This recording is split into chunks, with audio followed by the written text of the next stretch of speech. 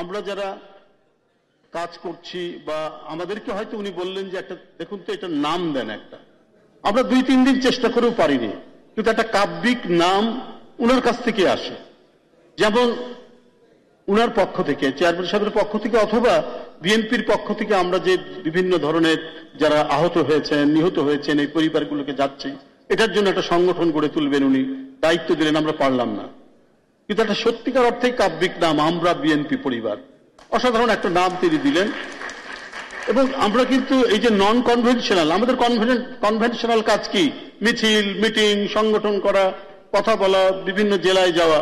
কিন্তু নন কনভেনশনাল এই যে কাজ, একেবারে তৃণমূলে গিয়ে ভুক্তভোগী মানুষকে দলের পক্ষ থেকে সহযোগিতা করা, এর চাইতে আনন্দ এবং পুণ্যময় কাজ আমার কাছে আমি মনে করিনি অন্য কিছু।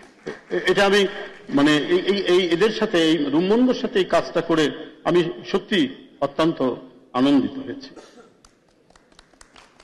তাই আজকের যখন এই যে বাংলাদেশ অ্যানিম্যাল ওয়েলফেয়ার অ্যাসোসিয়েশনের উদ্যোগে যে এই অনুষ্ঠানটি, এটাও আমার কাছে মনে হয়েছে আমাদের প্রতিদিনের কাজের চাইতে একটু ব্যতিক্রমী একটি অনুষ্ঠান করতে যাচ্ছে রুম্মনরা, এবং সেখানে আমাকেও আমন্ত্রণ জানানো হয়েছে, বলেছে হঠাৎ করেই বলেছে। কিন্তু এটা সম্পর্কে এখানে রিসোর্স পার্সনরা আছেন, আর রিসোর্স পার্সনদেরকে আরো বেশি প্রাঞ্জল করার জন্য কবি আব্দুল হাই শিকদার আছেন। আমরা রাজনীতির লোক, আমরা আর কি বলবো, এটা এতই টেকনিক্যাল বিষয়। কিন্তু সাদা চোখে আমরা যেটা দেখি, আমরা সেটার বাইরে তো আর বলার কিছুই না। শুধু সাদা চোখে বলতে এইটা যে অ্যানিমেল অর্থাৎ প্রাণীদের সংরক্ষণ এবং তাদের ভালো মন্দ এবং তাদের সংরক্ষণ করতে গিয়ে তাদের স্বাস্থ্য, তাদের চিকিৎসা, এগুলো নিশ্চিত করা। বাংলাদেশ যেখানে সাধারণ জনগণই তো কত দুঃখ কষ্টের মধ্যে আছে, সেখানে প্রাণীদের দুঃখ কষ্ট মোচনের জন্য কি বা করা যেতে পারে, করা যেতে পারে। আমরা যেগুলো সরাসরি প্রত্যক্ষ উপকার পাই যাদের কাছ থেকে, তাদেরকে তো আমরা কমপক্ষে হলেও কিছুটা হলেও তো আমরা সংরক্ষণ করার চেষ্টা করি। ধরুন গরু, বাছুর, ছাগল, তার জন্য একটা গোয়াল ঘর নির্মাণ করি, তারা দুধ দেয়, প্রয়োজনে একটা পর্যায়ে মাংস দেয়, আমাদের পুষ্টি, আমিষ এগুলোর ব্যাপারে। সুতরাং ওগুলোকে আমরা সংরক্ষণ করি। এমনকি আমাদের যে ভেটেরিনারি ডাক্তার, তাদের কাছেও নিয়ে যায় চিকিৎসার জন্য। কিন্তু এই যে আপনার যে স্ট্রে ডগ, বিড়াল যারা বিভিন্নভাবে ঘুরে বেড়ায় বা অন্যান্য যে প্রাণীকুল, তাদের ব্যাপারে কিন্তু আমাদের দৃষ্টি বা আমাদের কর্তব্য সম্পর্কে আমরা কখনো ধারণাই করতে পারিনি। বিচ্ছিন্ন বিক্ষিপ্তভাবে কিছু ঘটনা হয়তো মনকে আলোড়িত করে। আমি ক্লাস 5-এর ছাত্র, বগুড়া জেলা স্কুলে কিছু দুষ্ট ছেলেরা একটা কুকুরকে একটা পাউরুটি খাইয়েছে। পাউরুটি খাওয়ানোর পর কুকুরটি আর্তচিৎকারে স্কুল মাঠের একদিক থেকে আরেক দিকে দৌড়াদৌড়ি করছে। তো সব শিক্ষকরাও বেরিয়ে এসছে।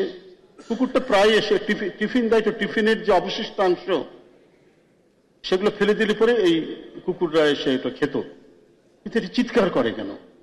পরে অনুসন্ধানে জানা গেল ওই পাউরুটির ভিতরে আলপিন দিয়ে দিয়েছিল ছেলেটা। ওই পাউরুটি খাওয়ার পর তাই অবস্থা। এটা আমার মনে দীর্ঘদিন মনে দাগ কেটেছে।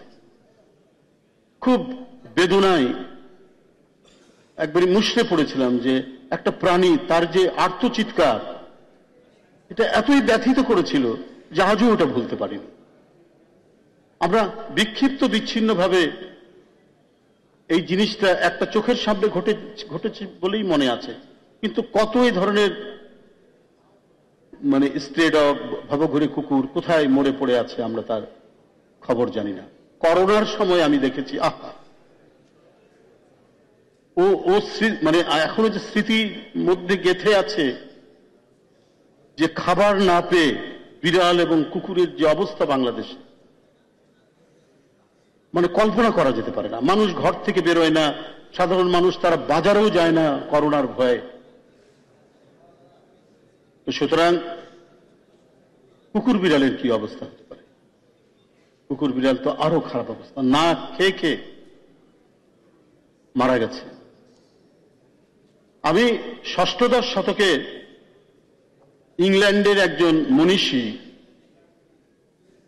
লেখক, তার নাম ফ্রান্সিস বেকন, নিশ্চয়ই এখানে অনেক শিক্ষিত মানুষ আপনারা জানেন। তিনি তার জাতিকে বলছেন যে তুর্কিরা নিষ্ঠুর, মানে পশ্চিমাদের তো একটা মাইন্ডসেট আছে, মুসলমান মানেই একটু নিষ্ঠুর নির্দয় টাইপের, আজও তারা সেটা মনে করে আর কি। তো তার একটা এসের মধ্যে, একটা রচনার মধ্যে বলছে যে তুর্কিরা নিষ্ঠুর কিন্তু ওরা পাখিকে খাবার দেয়। তো সেই আমলে পাখিকে খাবার দেয়, এটা একটা বিশাল বিষয়।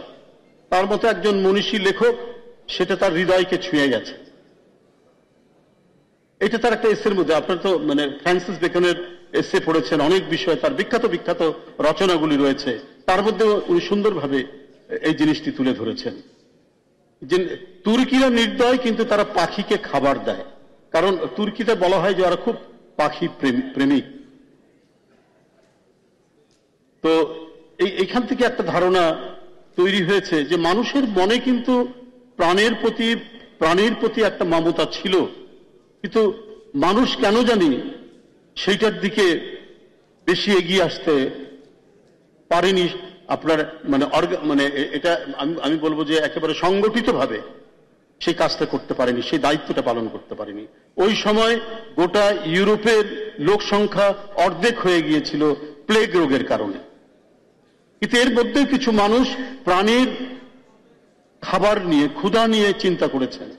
তো যুগে যুগে ব্যথিত মানুষ ছিল, প্রাণীদের প্রতি মমত্ব ছিল, এ ধরনের মানুষ যুগে যুগেই ছিল।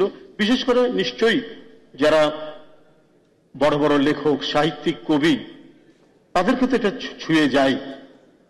আমরা শরৎচন্দ্র চট্টোপাধ্যায়ের মহেশ গল্প পড়েছি। এই গল্পটা আজও যখন মনে পড়ে, সত্যি একটা প্রাণীর প্রতি, একটা গরুর প্রতি একটা অসাধারণ মমতা জেগে ওঠে। আমরা রবীন্দ্রনাথ ঠাকুরের বলাই পড়েছি, সে বলায়ে একটা গাছের প্রতি কি মায়া হতে পারে, কি ধরনের তার প্রতি একটা প্রেম জেগে উঠতে পারে একটা বৃক্ষের প্রতি, সেই বলাই গল্পে পড়েছে। একটা প্রজাপতির প্রতি কত আনন্দ দিতে পারে, সেটা নজরুলের প্রজাপতি কোথায় পেলে ভাই এমনও রঙিন পাখা। এই কবি সাহিত্যিকরাই আমাদেরকে উদ্বুদ্ধ করেছে। এবং আমি বলবো যে বাংলাদেশ এবং বাংলা ভাষা এবং সাহিত্য আমাদেরকে প্রাণীর প্রতি মমতা সৃষ্টি করার ক্ষেত্রে বাংলা সাহিত্য কিন্তু কম রিচ নয়, অত্যন্ত সমৃদ্ধ একটি সাহিত্যিক সম্ভার রয়েছে, যেখানে আমাদেরকে প্রেরণা দেয়, আমাদেরকে উদ্বুদ্ধ করে একটি প্রাণকে রক্ষা করতে, প্রাণীকে রক্ষা করতে, বৃক্ষকে রক্ষা করতে এবং অন্যান্য প্রাণীকুলকে রক্ষা করতে। আমি তিনজন লেখকের, শুধু বাঙালি লেখকের কথাই আমি বললাম। সুতরাং আজকে নতুন করে আন্দোলনের তো প্রশ্নই আসতো না, বাড়িতে বাড়িতে, ঘরে ঘরে, প্রতিটি মানুষের মধ্যেই এইটা জেগে উঠত। এবং শুধু তাই নয়, আমার মনে হয় যে লেখকরা আরো গভীরভাবে চিন্তা করেছেন, যে মানুষকে সাবধান করেছেন, তোমরা প্রাণীকে মেরো না, হত্যা করো না। আপনাদের নিশ্চয়ই পাঠ্য ছিল যে Rime of the Ancient Mariner, ওখানে অ্যালব্যাট্রাস পাখিকে মারার কারণে জাহাজ থেকে যখন খুবই খারাপ অবস্থা আসলো, তারপরে অভিশাপ নেমে আসলো। এটা একটা মেটাফরিক্যাল হয়তো একটা বিষয় মনে করেছে যে এটা হয়তো একটা কার্স, এটা একটা অভিশাপ যে এই পাখিকে মারার কারণে। কিন্তু লেখক বোধহয় এই মেটাফরিক্যালি বলতে চেষ্টা করেছেন যে এই সুন্দর পৃথিবীর ক্রিয়েচার, এই ক্রিয়েচারকে তোমরা মেরে ফেলো না, এটাকে তোমরা ধ্বংস করো না। যদি ধ্বংস করো তাহলে অভিশাপ নেমে আসবে। যদি এটা একটি মিথ, যদি একটি কুসংস্কার, কিন্তু এটার মধ্যে দিয়ে প্রাণকে রক্ষা করার জন্য এই মহত্তম লেখকরা যে প্রচেষ্টা চালিয়েছেন, সেটা অসাধারণ। এখানে আব্দুল হাই শিকদার ভাই অত্যন্ত সুন্দরভাবে এই বিষয়টি বলে গেছে। আর আমার কাছে যেটা মনে হয়েছে যে আমরা পৃথিবীর অলংকার তো হচ্ছে এই প্রাণীকুল। আমরা ছেলে মেয়ের বিয়ের সময় তার গয়না গড়িয়ে দেয় সোনা দিয়ে, হীরা দিয়ে, কিন্তু আল্লাহর তরফ থেকে আপনার এই প্রাণীকুলই তো হচ্ছে পৃথিবীর অলংকার, পৃথিবীর জীবনী শক্তি, পৃথিবীর অক্সিজেন। একে অপরের সাথে এত নিবিড় সম্পর্ক, যেই সম্পর্ক একেবারে বিধাতা কর্তৃক নির্ধারিত। এই বিধাতা কর্তৃক নির্ধারিত বলেই যখন একটা আরেকটার কোনো ধরনের অভাব হয়, তখন প্রকৃতির মধ্যে বিপর্যয় তৈরি হয়। কতভাবে আপনার ইকোলজিক্যাল ব্যালেন্স করছে এই প্রাণীকুল। একটা সাপ, একটা ইঁদুর, কেউ আপনার বৃথা সৃষ্টি হয়নি। ইঁদুরের গর্তে সাপ থাকছে, সেই সাপ ছোট পোকামাকড় ধরে খাচ্ছে এবং ইঁদুরকে তাড়াচ্ছে, আমাদের ফসল অনেকটা রক্ষা পাচ্ছে। সতর্কও থাকতে হয়। আবার এই সাপ একটি বিষাক্ত জিনিস, তাকে ভারসাম্য করছে বেজি দিয়ে। আমি 35 দিন পুলিশের রিমান্ডে ছিলাম, 1 বছর, অনেকবার গেছি রিমান্ডে, কিন্তু 2015 সালের প্রায় 1 বছর কারাগারে থাকার সময় 35 দিন রিমান্ডে ছিলাম। আপনার ডিবি অফিসে ছিলাম 22 দিন, আর মোহাম্মদপুর থানায় ছিলাম 13 দিন, মোট 35 দিন। তো মোহাম্মদপুর থানায় রাত্রেবেলায় বই পড়তে পড়তে একটা হাজতের মধ্যে আমি একা, তো অনেক রাত্রে ঘুম ধরল। ঘুম ধরার পরে হঠাৎ দেখি আমার মনে হচ্ছে যে আমার আশেপাশে কেউ নড়াচড়া করছে। আমার গাটা শিউরে উঠল। ঘটনা কি? হঠাৎ ঘুমটা ভেঙে গেল, দেখি ছোট ছোট 2টা চোখ আমার দিকে তাকিয়ে আছে। কি ব্যাপার? তারপর আমি ধর্মর করে আমি বিছনা থেকে উঠলাম, উঠে দেখি 2টা বেজি একবারই আমার ঠিক চোখের কাছাকাছি এসে, আমি যেখানে ঘুমিয়েছি মাথার কাছাকাছি এসে আমার দিকে তাকিয়ে আছে। তো লাফ দিয়ে উঠার সময় দেখি যে পুলিশের যারা ডিউটিরত অফিসার তারা আসলো। বলে কি ব্যাপার, এর মধ্যে বেজি মনে হচ্ছে? তো বলে যে জি স্যার, আমরা দেখি এগুলো তাড়াচ্ছি। মানে ঠিক অফিসিয়াল ডিউটি পালন করে। আপনার রাত্রি 11টা-12টার দিকে ঢুকে, যেদিক দিয়ে পানির একটা নল আছে, ওই নল দিয়ে সে ঢুকে আমার মনে হয় সবকিছু কয়েকটা হাজত পরিভ্রমণ করে চলে যায়। এইভাবে মানে অনেক মজার কথাবার্তা ওখানে হচ্ছিল ওই বেজিগুলোকে নিয়ে। তাই বললাম যে এইভাবে কোনো ক্ষতি করবো যে না, ওইটার জন্যই আমাদের এখানে সাপ এবং ইঁদুর ঢুকতে পারে না, আমরা এই কারণে বেজিকে মারি না। তা আমার তখনই মনে হলো কি অদ্ভুত আল্লাহ তাআলার সৃষ্টিকর্তার কি অপরিসীম ইয়ে, যে এক একটা প্রাণী দিয়ে আরেকটা প্রাণীকে তিনি ভারসাম্য করছেন। এই যে শিয়ালকে আমরা জানি যে কি চতুর প্রাণী, ধূর্ত প্রাণী, খারাপ প্রাণী, আমরা জানি যে মুরগি চুরি করে, কিন্তু শিয়ালের কিন্তু অসাধারণ কিছু কর্তব্য পালন করে যেটা মানব জাতির জন্য অত্যন্ত গুরুত্বপূর্ণ। আপনার ধান ক্ষেতের মধ্যে অনেক পোকামাকড় সে খায়, ছোট ছোট ইঁদুর ধরে খায়, আমাদের তাতে ফসল প্রোটেকশন হয়। শুধু সেটাই নয়, পচা যত মাংস, যা নাড়ি ভুড়ি যা আছে, শিয়াল সেটা খায়, পরে আমাদের পরিবেশকে ক্লিন রাখছে এই শিয়াল। অথচ আমরা কত খারাপ প্রাণী, চতুর প্রাণী, ধূর্ত প্রাণী বলে তাকে জানি।